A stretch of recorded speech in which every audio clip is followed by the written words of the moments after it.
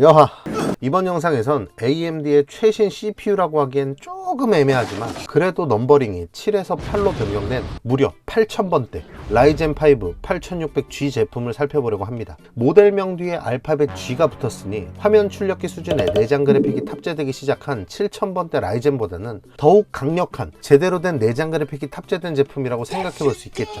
믿는 사람이 있었을까 싶긴 하지만 GTX 1060급의 내장 그래픽 성능이다 라는 말이 돌았던 만큼 내장 그래픽 성능을 중점으로 두고 한번 살펴보도록 하겠습니다. 같이 한번 볼까요? 일단 내장 그래픽을 쓰는 컴퓨터라고 하면 사무실에서 워드, 엑셀 등 가벼운 사무작업 및 코딩용으로 구매하시거나 가정 내에서 인터넷 서핑, 유튜브 감상용 등 거실컴으로 구매하시는 경우가 많죠. 게임 성능을 결정하는 그래픽카드가 빠지는 만큼 게임용이나 작업용으로 구매하기엔 애매하지만 그래픽카드가 CPU와 함께 가장 비싼 부품 중 하나이다 보니 그래픽카드를 구성하지 않는 내장 그래픽 PC는 성능과 가격 두 가지 면에서 굉장히 담백한 느낌이 있습니다. 오늘날에도 내장 그래픽 하면 조금 가벼운 느낌? 사무작업용 아니야? 이런 느낌은 있지만 2010년대 초부터 AMD에서 내놓기 시작한 APU들을 기점으로 어느 정도 게임을 돌릴 수 있는 내장 그래픽에 대한 개념이 등장했습니다. 제가 한창 배틀필드 3를 플레이했을 때인 2012년 13년쯤에 우연찮게 유튜브에서 본 A10 5800K의 내장 그래픽으로 배틀필드 3를 구동하는 영상은 아직도 제 머릿속에 엄청난 충격으로 남아있어요. 참고로 그때 제가 쓰던 컴퓨터는 i5 3450의 GTX 650ti 부스트였습니다.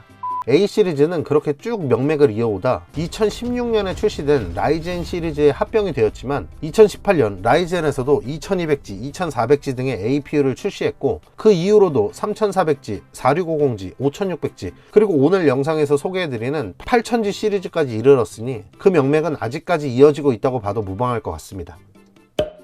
라인업을 살펴보겠습니다. 먼저 제품 자체는 최상위 8코어 8700G부터 시작해 6코어 8600G, 8500G, 그리고 4코어 8300G에 총 4가지가 출시되었습니다. 일단 CES에서 중점적으로 소개했던 것으로는 라이젠 AI 기반의 AI 연산 전용 칩 NPU의 유무인데 8700G와 8600G에는 NPU가 탑재되는 반면 8500G 이하로는 탑재되지 않습니다. 데스크탑용 프로세서 중 NPU를 탑재한 건 이번에 출시되는 8600G와 8700G 가 유일한데요. NPU의 경우 일반적인 사용 용도로는 쓸 일이 없지 않나 싶지만 마이크로소프트, 어도비, OBS 등에서 점점 AI를 활용하는 기능들을 업데이트 해가는 추세인 만큼 앞으로의 활용도가 기대되는 부분입니다. 물리적인 코어 수에는 차이가 없으나 8700G와 8600G는 온전한 한 개 코어가 사용된 반면 8500G와 8300G에는 하이브리드 구조와 비슷한 무언가가 적용되었습니다. 온전한 젠4 코어에서 크기를 줄이고 클럭을 다운시킨 젠4 C 코어를 섞은 건데요. 그렇다 보니 성능 자체가 다른 레벨인 인텔의 P2 코어 관계와는 다르게 젠4 코어와 젠4 C 코어는 클럭만 같다면 똑같은 성능을 낸다고 합니다. 똑같은 6코어인 8600G와 8500G를 예로 들면 8600G 에는 6개의 젠4 코어가 8500G에는 젠4 코어 2개에 젠4 C 코어 4개가 섞인 구성이라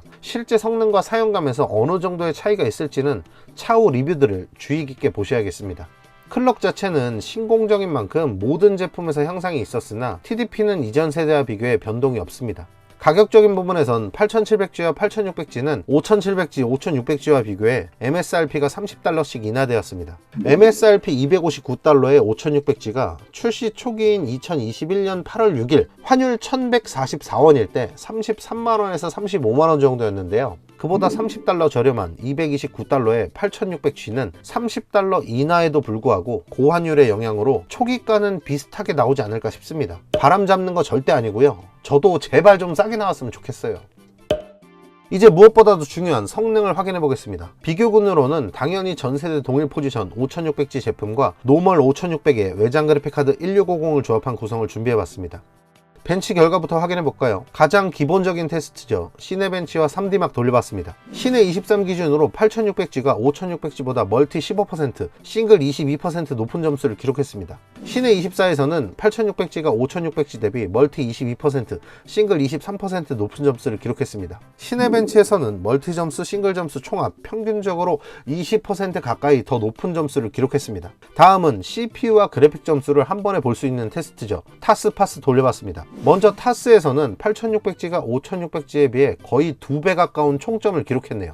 그래픽 점수도 거의 2배 차이입니다. 다만 1650 시스템과 비교해보면 그래픽 점수는 거진 40% 정도 낮습니다. 파스에서는 8600G가 5600G에 비해 총점은 92% 높고 그래픽 점수는 90% 가까이 높았습니다만 피직스 점수에서는 차이가 없었습니다. 8600G를 1650 시스템과 비교 시 그래픽 점수는 37%가량 낮았습니다. 일단 점수만 보자면 5600G와 비교해 CPU와 GPU 성능 모두 꽤 많이 상승한 듯 한데요. 실제 게임 테스트에서의 성능을 한번 체크해 보겠습니다.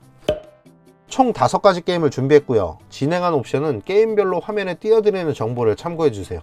먼저 롤입니다. 플레이할 때 끊김 현상인 스터터링 같은 것은 전혀 없었고 굉장히 부드럽게 플레이 가능했습니다. 수치로 보자면 8600G가 5600G에 비해 40프레임 가까이, 퍼센테이지로 따지면 33% 정도 더 높은 프레임 수치를 보여주었습니다. 하위 1% 프레임도 대략 41% 정도 더 높게 찍혔으니 게임에서의 성능은 엄청나게 상승했다 볼 수 있겠네요. 다만 1650 시스템에 비비기에는 어려움이 있어 보입니다. 다음은 발로란트입니다. 발로란트도 마찬가지로 스터터링이나 플레이에 거슬리는 부분은 없었습니다. 8600G는 5600G보다 약 35프레임 정도, 퍼센테이지로는 65%가량 높은 평균 프레임을 찍어주었습니다. 하위 1%도 47%가량 높았습니다. 롤대와 마찬가지로 1650 시스템에 비비기에는 조금 어려운 부분은 있습니다. 1650 시스템에서는 거의 2배 높은 평균 하위 1% 프레임이 찍혔습니다. 배틀그라운드입니다.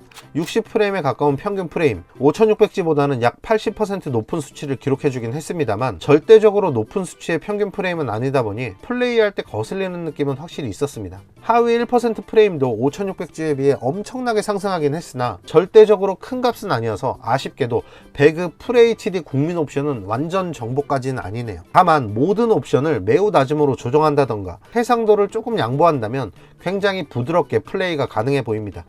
오버워치2입니다. 굉장히 부드럽게 플레이가 가능했습니다. 물론 최저업이긴 합니다만 무려 FHD 해상도에서 부드럽게 플레이가 가능했습니다. 5600G 대비 2배의 평균 및 하위 1% 프레임으로 엄청나게 발전한 성능을 보여줍니다. 디아블로4입니다. 5600G에 2배에 달하는 평균 프레임, 3배 넘는 하위 1% 프레임을 찍어주긴 했습니다만 배그 때와 마찬가지로 원활하게 플레이하기에는 다소 무리가 있었습니다. 다만 FHD에서 이 정도면 해상도 양보하면 굉장히 부드럽게 플레이가 가능해 보이긴 합니다. 무려 내장 그래픽으로 디아4 FHD 최저업에서 60프레임이면 솔직히 엄청난 성과가 아닌가 싶기도 하고요. 마지막으로 대히트 중인 게임이죠.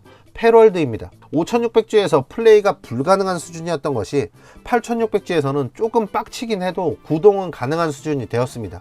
1650 시스템과 비교하면 여전히 열세이긴 합니다만 단순히 5600G에서의 성능 향상을 보자면 대단하다는 생각이 듭니다. 종합 정리해보자면 같은 리플레이 파일에서 같은 구간을 테스트한 롤, 배틀그라운드, 오버워치 3가지 게임 기준으로 8600G는 5600G 대비 평균 프레임에선 평균 35.6프레임, 퍼센테이지로는 72.3% 높은 프레임 수치를 보여주었고 하위 1% 프레임은 평균 30프레임, 퍼센테이지로는 85% 높은 프레임 수치를 보여주었습니다.